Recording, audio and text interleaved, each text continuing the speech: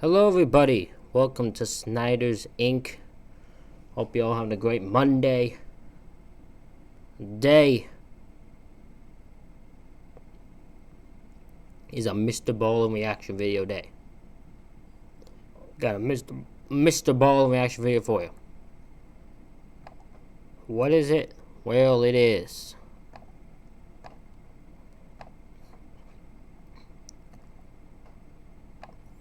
U.S. Marine hunted by unidentified creature. The Jeff Boiler story. We'll get into this. Are you guys ready? I'm ready. Let's go.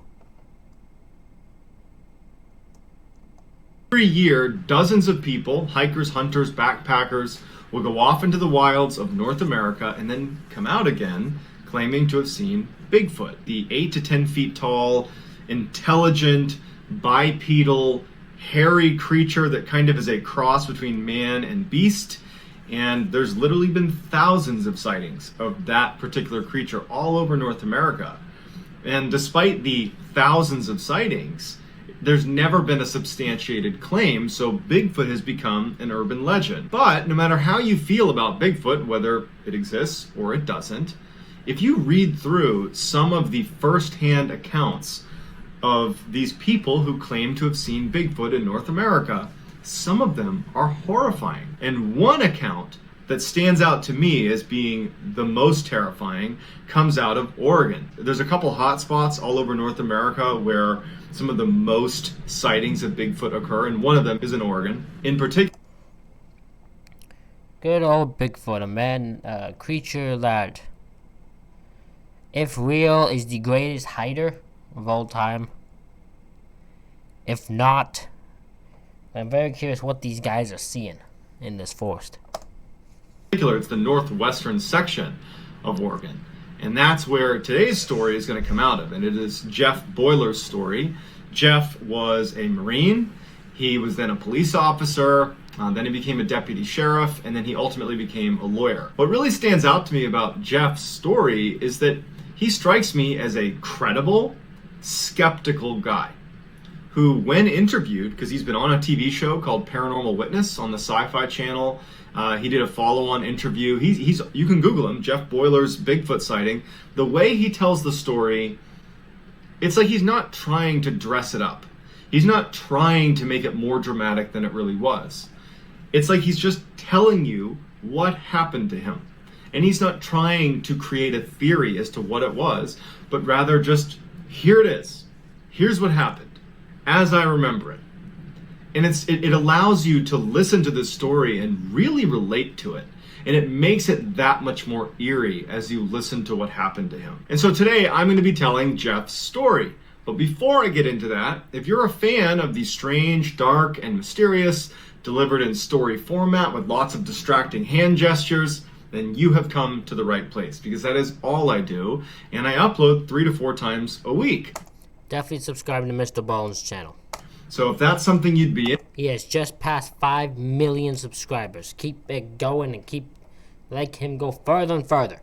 I would ask you to please gently disembowel the like button and then subscribe to my channel and turn on all post notifications so you don't miss any of my weekly uploads. All right, let's get into the story. Back in 1997, Jeff Boiler was a fit, single guy that had been in the Marine Corps for a little while, and then he'd been a police officer. And now he was looking to do something new with his life, and he had always been a huge fan of nature. He loved hiking and hunting, and so he just kind of up and decided to move to Oregon to just be back in nature. And so he goes out to Oregon. He doesn't really know what he's going to do for a job. I have to sneeze really badly, but it won't come out. I'm just throwing that out there in case I randomly abruptly sneeze. Jeff's friends, who is the elected sheriff of a very rural county in northwestern Oregon, reached out to Jeff and said, hey, with your background, you were in the Marine Corps, you were a police officer, would you want to be one of our deputy sheriffs out here in northwestern Oregon?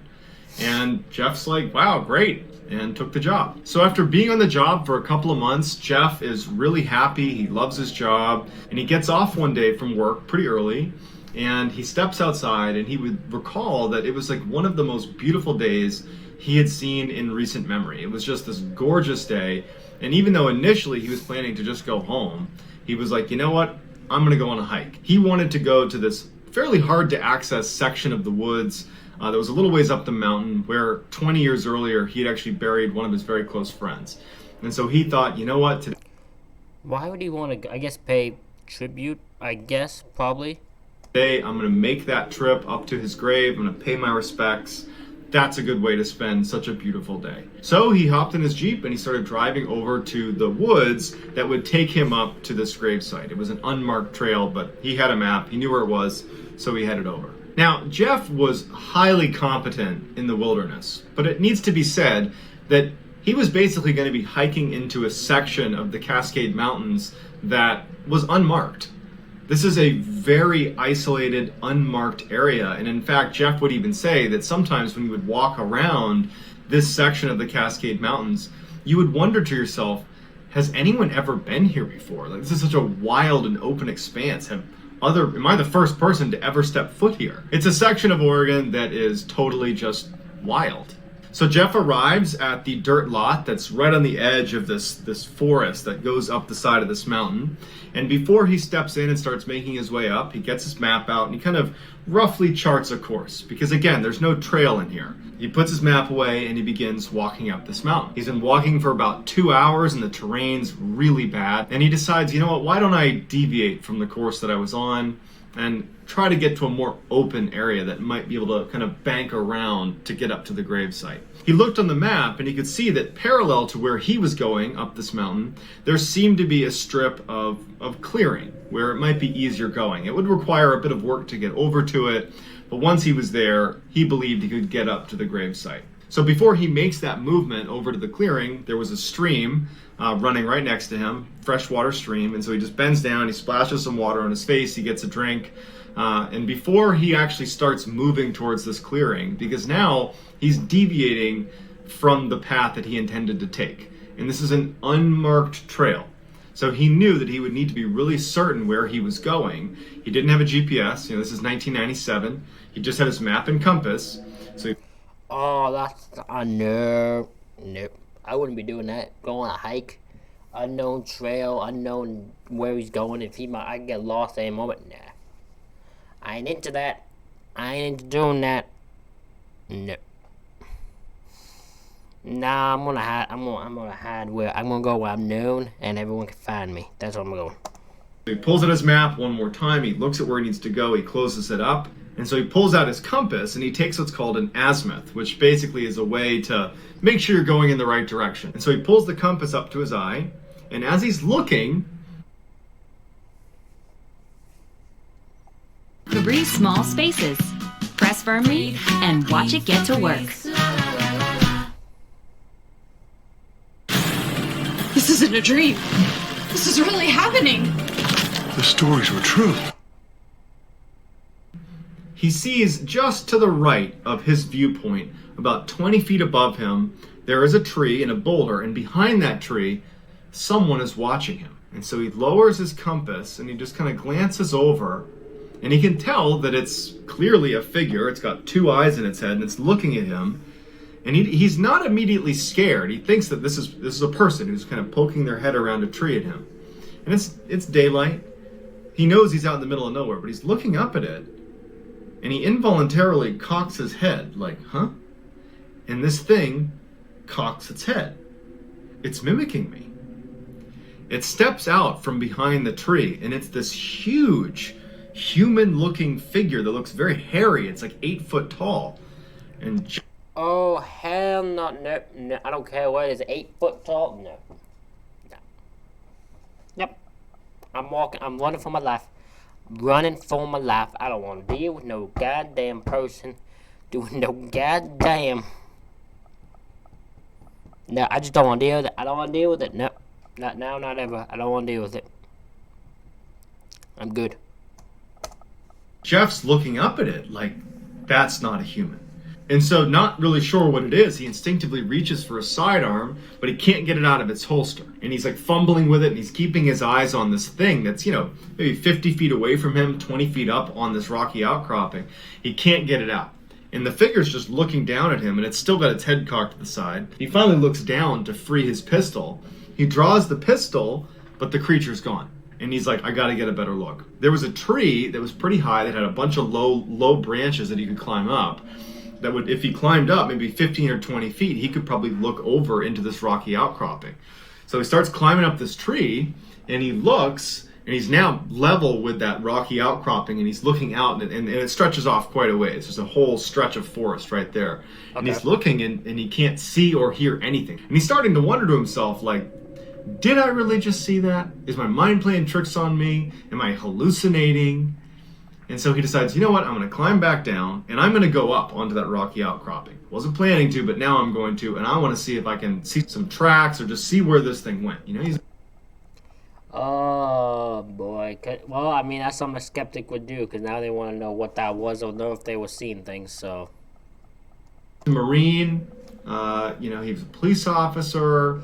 He was very comfortable in the wild. He just didn't really scare that easily. And so he's just kind of curious. And he's armed, you know? And so he climbs down the tree and he starts climbing up this like little rocky outcropping, and he gets up to where this creature was hiding. There's nothing there. There's no scent, there's no anything. And he just decides, you know what? I'm just gonna walk in the general direction that I think this thing went. Because where he was, which was this rocky outcropping, it kind of dead-ended because it's like a cliff. So he could pretty much only go inland and up this mountain. And so he just starts walking. And as he's walking, he's looking for, you know, signs that he could potentially attribute to this creature. He's listening really intently, but there's nothing. After about an hour, he's looking at the map and he's looking around at the terrain, and he's like, I think I'm lost. Like, I need to turn around now. And then it dawns on him that he's also lost track of time. It's starting to get pretty dark out. Oh, and no. He does not have a flashlight. Oh, see, the need to the curiosity got the best of him. Curiosity got the best of him. So he starts to panic a little bit because he realizes that his curiosity has now put him in a very dangerous situation. Yes, it has. He doesn't have supplies to stay the night. He doesn't have a flashlight. It's getting late, and he's potentially lost. So he tries to compose himself, and he just says, okay, I'm just going to turn around and walk back, because he hasn't seen any indication of this creature or this person or whatever it is. So he turns around and he starts backtracking as best as he can. And as soon as he starts moving back, from behind him, he hears what sounds like a very large tree break and smash into the ground. And he described it as being louder than most guns. Like, it's an extremely loud sound. And he turns around and he looks, and there's nothing there. But he just figured, that's crazy. Like, I'm lucky that no tree landed on me. He's not thinking that could be, you know, Bigfoot. He's thinking that a tree just fell and I'm lucky it didn't land on me. And so now, even though he is not connecting the falling tree with this creature or person he saw, he's in a bit of a panicked state. And so he can't help but associate the experiences. And so he finds himself, as he's walking now a little bit faster and faster away from where he just was, looking over his shoulder in the direction of where that tree fell and where he believed this creature or person was. And as he's walking, you know, looking ahead where he needs to go, but then peering over his head, over his shoulder, over and over again, he hears another loud snap and fall, and it stops him dead in his tracks. It was ahead of him, off to the right, basically on the exact opposite side of where he had come from. And he's thinking to himself, you know, in all the time that I've spent in the woods, it's so rare to be around a tree suddenly falling, unless it's being caused by another tree falling or some other event. It's rare that you would hear two large trees break and fall independent from one another in the same small area but not connected. That's pretty rare. And he's thinking to himself, if that creature or person had anything to do with it, how did it go from over there to all the way over there without me hearing it? It's moving. God dang. Don't be messing with no Bigfoot. Bigfoot ain't got time to play around. Bigfoot gonna be whooping. It's whooping everybody's ass. Bigfoot ain't got time for play around with you people. Around without me being able to spot it. And so the hair on the back of his neck stands up, and he's starting to feel very uncomfortable. He's being hunted. And so he keeps on walking the path, but begins to veer off away from the second snap that he heard. He figures, I'm just going to split the difference and kind of go a little bit to the left and avoid that falling tree, still keep my distance from this falling tree, and just get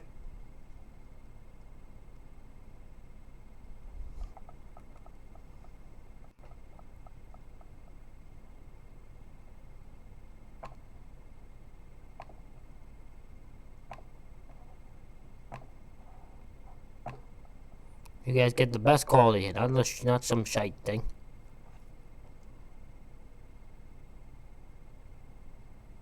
Get down the mountain as quickly as I can. And so as he starts moving in this kind of slightly new direction,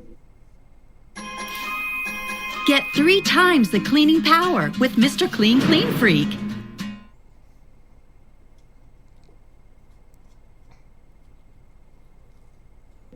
he hears a third falling tree. Oh no. Oh no. No.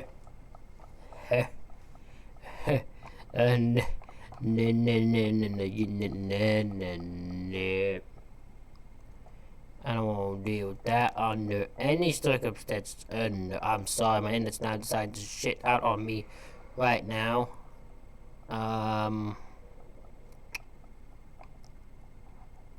Okay, hopefully we're back on track. Let's keep it going. But all it says, oh hell no, when it comes to hearing another tree snap. Moving in this kind of slightly new direction, he hears a third falling tree. And now it's back on his left side, closer to that first one he heard, except it's closer to him now. He turned around and he couldn't see the result of a large tree falling. He certainly heard it, but he's looking and he can't see anything. And he's thinking to himself, like, 3 falling trees, that is not innocent. Something is knocking over these trees, and I think it's that creature I saw. And even worse is he's thinking to himself, is this creature using these trees to signal to other creatures where he is? Is he being tracked? It's getting closer to him without giving away its own position. He really believed he was being hunted, and so he starts sprinting down the mountain. And as he's running, he's hearing snap, fall, snap, fall. These massive trees are being knocked down on his left and his right side, like you have 2 hunters. Oh hell no. Oh hell no. No. No. No. Nope. I ain't getting involved. No, I don't want nothing to do with that. Oh no, I'll be having a freaking panic attack. Oh no, this thing would end up getting me. I'd end up passing the hell out from that. Oh no. Nope, not me. Nope. Basically following him, or it's the same one that apparently can move around in the wilderness without being spotted. And he is absolutely terrified. He's running down the mountain, he's falling, he's getting smashed up every time he falls, and he finally, after about 30 minutes of just running straight downhill with these crashes getting closer and closer and closer to him, he reaches this clearing, and he stops abruptly because there's an animal in the middle of the clearing, and it's a deer. And the deer doesn't seem fazed by Jeff. The deer sees Jeff, looks behind Jeff, just off to his side, and it tilts its head back and then turns and sprints away. It wasn't running from Jeff. It was running from whatever was right behind Jeff. And Jeff stops, and he starts turning his head in the direction of where the deer was looking, and he can't see anything. And as he's looking, another tree slams, smashing down right behind where he was. He takes off sprinting. He knows he's maybe a half mile from his car at this point. And now, as he's sprinting through this field, all he hears is just a cascade of these crashing trees as he sprints the final stretch to his car. He pulls out his key, and he starts clicking the automatic locks. And he can't tell if it's working. And he's panicking that it's not going to work in time, and he's going to get to his car, and it's going to be locked. And he's fumbling with his keys to open the door. And now the crashing has all stopped. This is a terrifying experience. If I was in there, I'd be losing my goddamn mind. Plus, I would know that there's no way anyone's gonna believe this story. So it'd be like, oh man, I'm on this all on my own. Oh shit, I'd be terrified. And he's just waiting for this thing to jump out and grab him.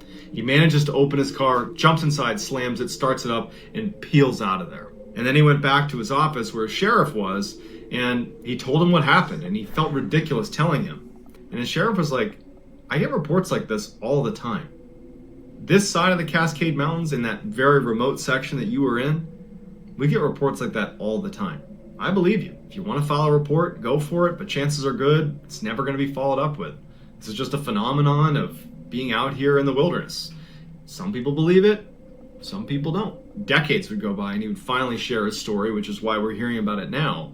But when he tells that story, if you watch it on Paranormal Witness, you're listening to it like it happened yesterday. This has stuck with this man, and it's clear it had a profound impact on his life. So while there's never been any substantiated claims of Bigfoot actually existing, some of these reports are eerily similar to one another, and some of the people detailing these sightings are people like Jeff, who really has no reason to lie or embellish. He doesn't really stand to gain much. In fact, he stands to lose, because he could be labeled as kind of like a kook for believing that Bigfoot chased him. So the way I like to look at stuff like this is just to keep an open mind. We don't know half the stuff that's in our ocean. You know, we barely know anything in the universe. What's to say that there isn't some creature like Bigfoot that's managed to evade, legitimate proof that it exists? I think it's certainly possible. It doesn't mean that I fundamentally believe it's true. It just means that I retain an open mind. But I want to know what you think chased Jeff through the woods. Was it Bigfoot? Was it something else? Or was this just some hoax? And if it was a hoax, are all the other sightings hoaxes too? And if you haven't already, if you enjoyed this story, if you would, please gently disembowel the like button and then subscribe. Okay, that concludes... ladies and gentlemen, that concludes this reaction video. Hope you all enjoyed it. Hit the like button, hit the subscribe button. Comment any the things you want me to react to down below. Yeah, thank you all for watching, and I'll see you on the next one.